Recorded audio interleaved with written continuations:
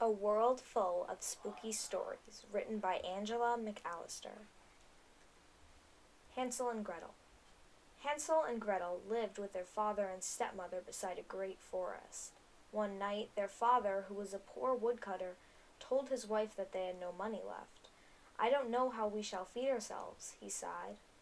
His wife had no love for Hansel and Gretel, and she saw this as a chance to be rid of them. "We must take the children into the forest tomorrow and leave them there," she told her husband. "Then we'll only have 2 mouths to feed." The woodcutter tried to protest, but his wife wouldn't listen. "If you refuse, husband, all 4 of us shall starve," she said. Hansel and Gretel overheard their stepmother's plan. "Don't worry, Hansel," said Gretel. "I'll look after you." She put on her jacket, crept out into the moonlit yard, and filled her pockets with white pebbles. The next morning, as the family walked into the forest, Gretel secretly dropped the pebbles along the path. When they were deep in the woods, the stepmother told Hansel and Gretel to rest. "Wait here while your father and I cut some wood," she said. Hansel and Gretel waited all day, but no one came to fetch them. "We'll never find our way home alone," cried Hansel. However, when night fell and the moon appeared, Gretel's white pebbles glowed brightly, showing them the path home. Hansel and Gretel arrived home, tired and hungry, only to receive a scolding from their stepmother. "It's your own fault," she said. "We called, but you didn't come." The following day, she insisted that they return to the forest. This time, Gretel didn't have a chance to gather any pebbles, so she took a crust of bread from the kitchen and dropped crumbs along the path.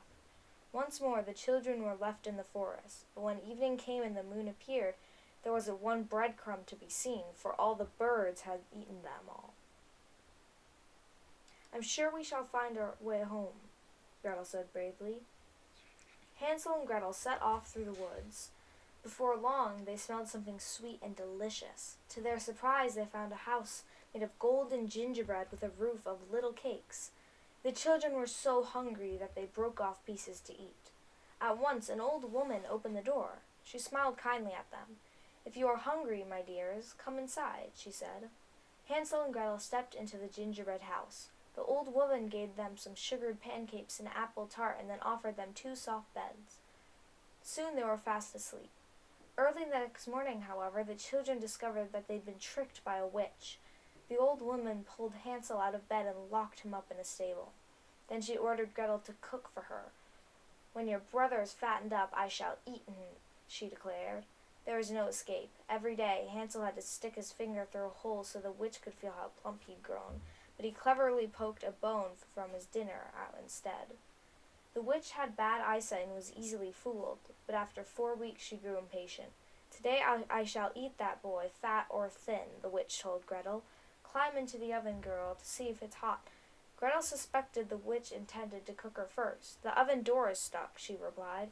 "Nonsense," snapped the witch. She bent down and opened it.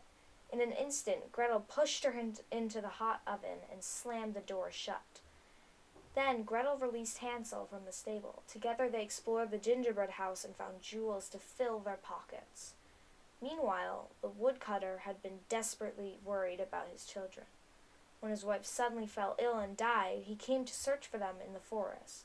To his joy, he found Hansel and Gretel searching for the path home. Thanks to the witch's jewels, the woodcutter's family never went hungry again.